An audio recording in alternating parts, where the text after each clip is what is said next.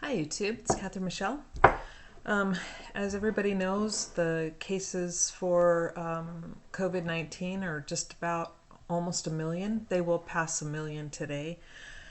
And it's kind of sobering. Lots of deaths and let me look up the number of deaths here real quick. Because it's sad, when you think that just in January there are a total of 49,240 deaths. Those are almost 50,000 people that on January 1st didn't expect to not be here today. But unfortunately, that's the case. In the USA, we have 216,722 cases, 5,140 deaths, but 8,904 have recovered, which is really, really good.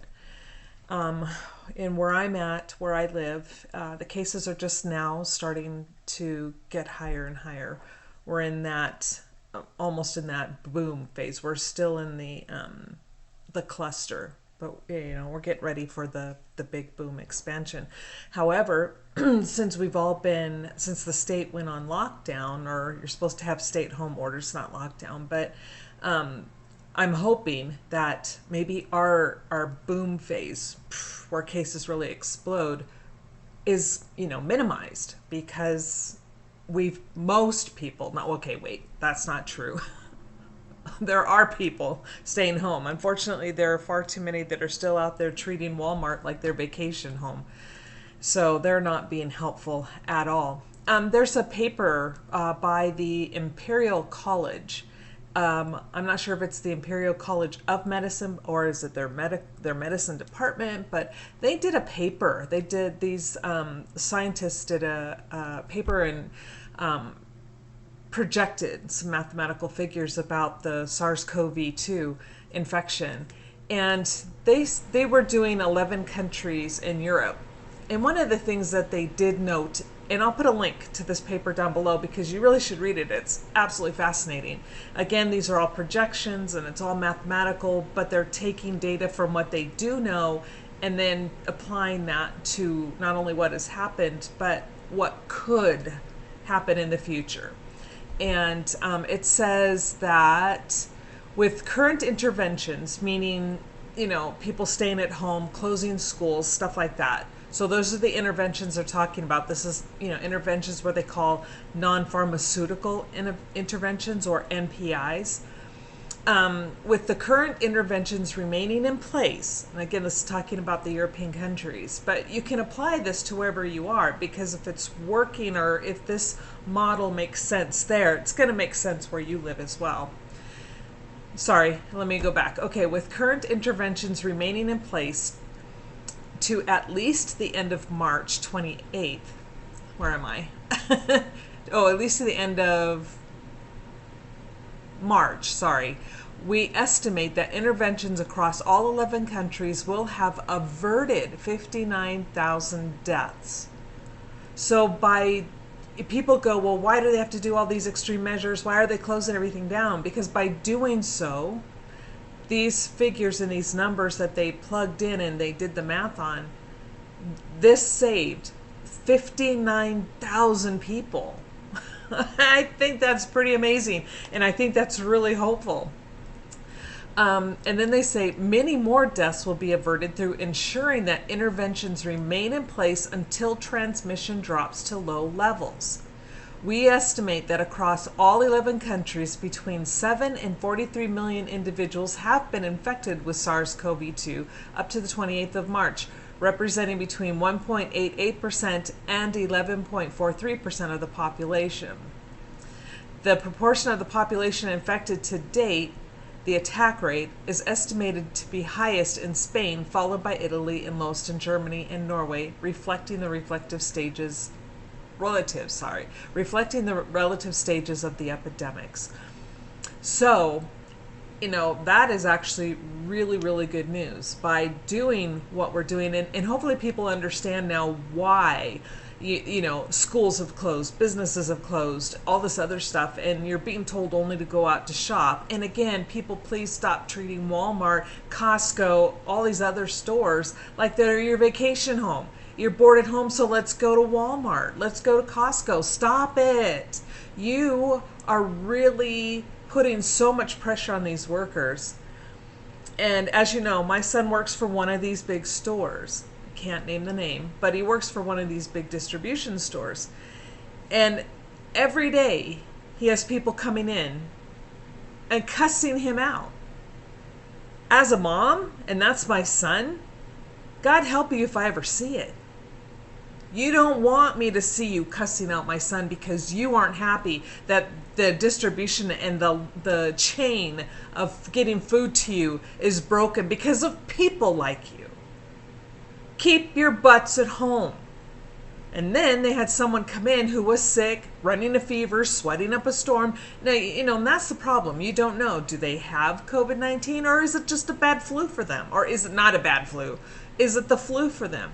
There's no way to know. So what does this person do? They walk into the middle of the store and they start coughing on everything.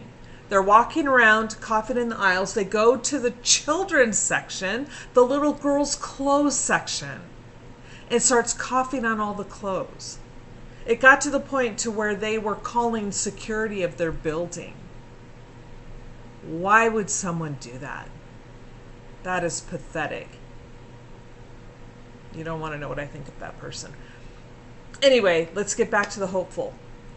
So by doing and following these interventions, by staying put and only going out when you have to, thank goodness here we can still go to, we have a lot of parks and a lot of open areas and stuff.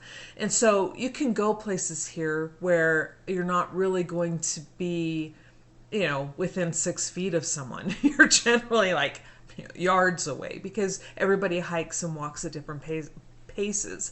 Yeah. So, at least here we have a lot of things to do and a lot of places we can go. But please, to those who are visiting the large stores, stop. And if you're sick, stay home.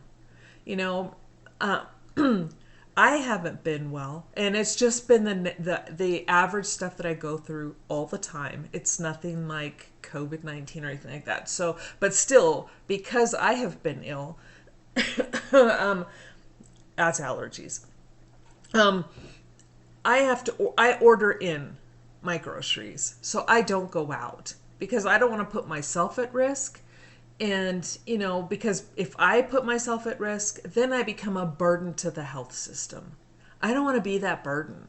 Why put yourself in that place to cause not maybe only your demise, but maybe the demise of someone else? So please stay home. Especially, it doesn't matter if you just have a mild cold, stay home.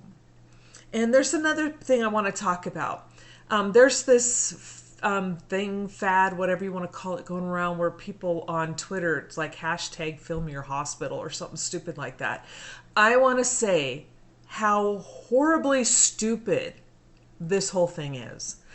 Someone posted it on their Facebook page, and I'm just, and the whole idea behind this, the tone that I get, and maybe my interpretation is wrong, but what I infer from their implication is that these hospitals are just fine, that there's nobody there. They'll go to an ER and they'll film it and, look, it's empty. Look, they have these tents up and they're just all empty. There's nobody here. And this is what I tried to tell the person I was talking to who was showing me this little Twitter account. It's like, you can tell these people don't work in a hospital, never have worked in a hospital. They don't understand how these things operate. When you walk into an emergency room and you see an empty waiting room, that means nothing at all. You have no idea what's going on in the back. You have no idea what's going on a separate floor. They are not going to keep all of the COVID-19 or SARS-CoV-2 patients in an ER. Once they get diagnosed and they get triaged, they're sent up to a different floor. You don't see that. You don't know to look for that. And because of the U.S.'s HIPAA laws, you can't just walk up there and start filming. So because you walk and you're filming an empty ER, and then you're like going, see, they're all lying. Mainstream media is a big hype. Y'all are just stupid. Okay? You are ignorant in the sense that you don't know how these things operate. An empty tent outside of a hospital? Hello? They put them up before they may be needed. Thank God they're empty right now. What's wrong with you? Do you want them all full? Will that make you happy? But because they're empty doesn't mean that a crisis is not happening. Talk to the people who are on those front lines and dealing with those patients, and talk to them if you can, but most of them won't and can't, because if they do and go on the record, they will get fired. So they don't talk about it. But if you can find one that can and will, ask them what is going on. And when you get those few stories that come out, you don't see them going, oh my gosh, this is just so hype. We sit around, we do nothing all day. And another thing that ticked me off was one of the guys who was filming his little, I'm going to the hospitals, I'm going into the ER. He would walk in and he goes, oh, look, it's empty, it's empty. And he walks through the door, oh, I'm just looking for my family. I guess they're not here. It walks out going, oh, you know, oh, so you see, this is just, basically, this is just all hype. Dude, I cannot tell you how wrong you are. And I lost my train of thought. I'm so ticked off at this guy. Hopefully it'll come back. But he doesn't walk in and ask. I remember. So let me get back to it. He doesn't come in and ask, does your hospital have, COVID-19 patients? I'm doing some research, or I'm doing a news clip for my website. Do you guys just have patients? They can answer that question yes or no. But because he didn't see them all laying in gurneys in the ER and the ER was empty, so he assumes that the entire hospital is just fine because the ER is empty. And then he says they're just sitting there. He walked into one of them. Well, yeah, they're just sitting there doing nothing. When I worked in the ER, that would piss me off to no end when people would pull that crap. They'd walk in, same thing. There would be 1 or 2 patients in the ER. They would be waiting 2, 3, 4 hours. They come, and then they call one of us. And then they're yelling and cussing us out. Why am I sitting here? I've been here for so long, and you guys, there's nobody here. You guys are just doing nothing. While in the back, they don't know what comes in. You guys don't know what comes in the back. You don't know what comes in by helicopter. You don't know what comes in by ambulance. You only see what you see, but what you see is this much of a picture that's this big. Most of those times we were dealing with cardiac patients, people going into cardiac arrest. We were dealing with asthma patients who couldn't breathe. Every bay of our critical bays were full. Or they walk in and they see one bed empty and they're like going, you guys, why can't I be in there? You know why you can't? Because that's our cardiac bed. We have somebody coming in that's in full arrest. You can't have that damn bed because you threw up today. We're saving it for someone who's coming in because we're trying to save their life. That's the crap you don't see. So all of this garbage that people are putting out needs to stop. You have no idea how hard these people work in the ER. You have no idea how hard these people are working on these floors to save people's lives. And this is the best you can do by trying to go around saying, oh, it's just such a look, it's all hype. You get your happy ass into that full gear and you go in there and you do it. Then I want to hear you say it's all hype. You don't know. And because you don't know what you don't know makes it even harder to try to explain it to you. So don't go around saying people are in a hospital are just sitting around doing nothing. You have no idea. And on one day that they may be able to sit down and have a nice day where patients are coming in relatively on an even time, God, those days are so few and far between. And I say God bless them for having a chance to sit down for a minute. Again, you don't know what you don't know. So please don't go around trying to voice an opinion saying it's all hype because you're filming something that you're filming an empty room.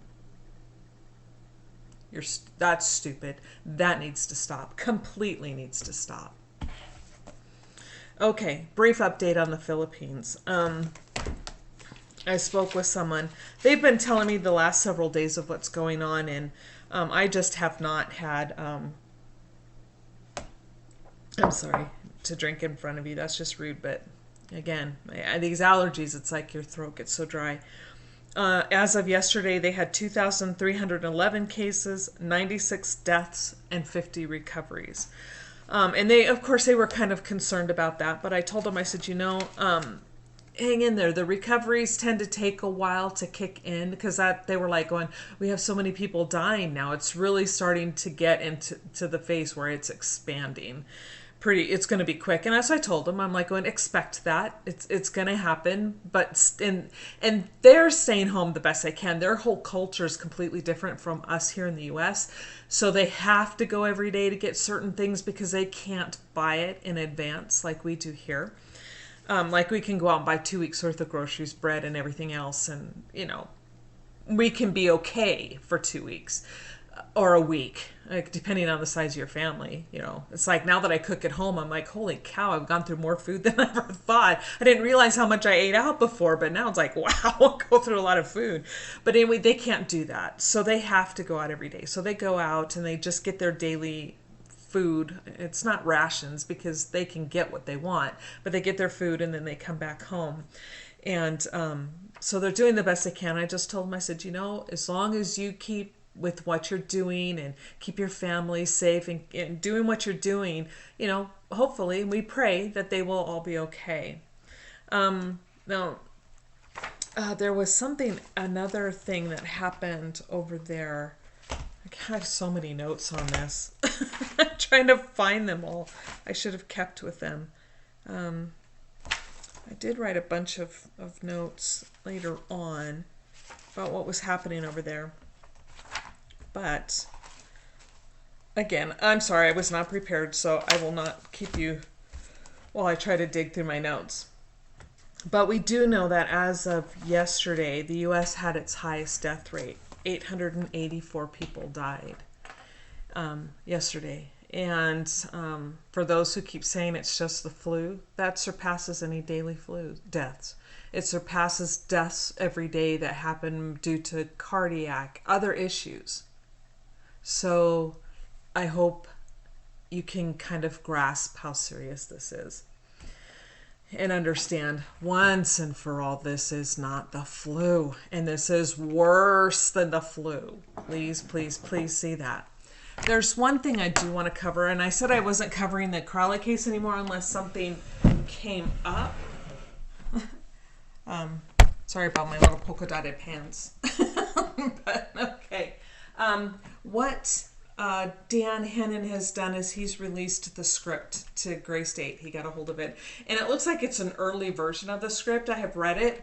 And, my personal opinion of the script is this first, I don't know if it's a first draft or whatever. I'm assuming, okay, we'll put that. My assumption is it's a first draft. And I didn't like it.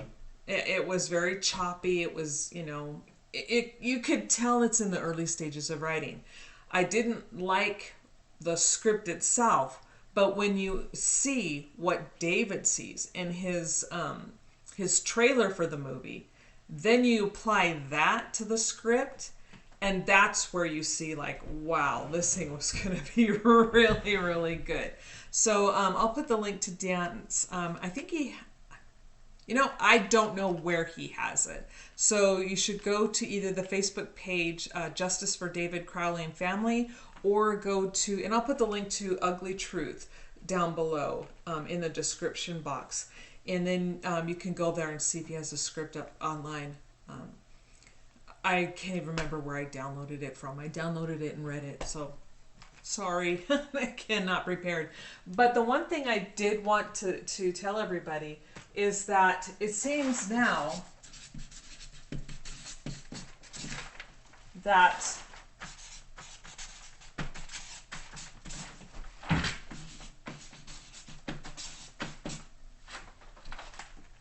these three, Sean Wright, Danny August Mason, and Dan Sr., David's father, his father,